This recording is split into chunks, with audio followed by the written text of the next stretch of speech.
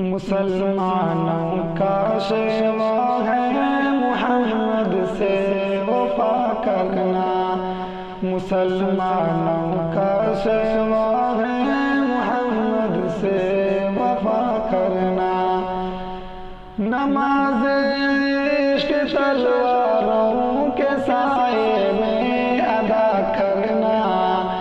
नमाज इश्क तलवारों के साए में अदा करना।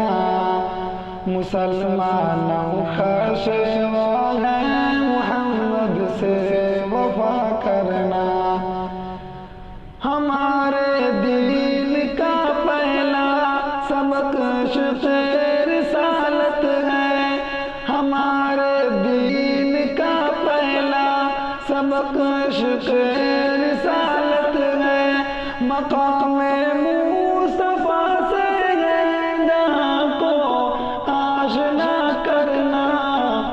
मुसलमानों का शेवा है मुहम्मद से वफा करना।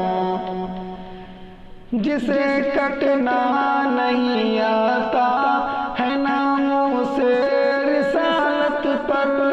जिसे कटना नहीं आता है नामों से रिसालत पर। बदन पर बोझ है वो सर उठाकर बोझ क्या करना।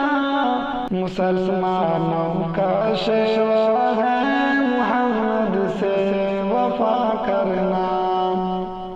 हमें ईमान का मतलब बस इतना ही समझ आया। हमें ईमान का मतलब बस इतना ही समझ आया।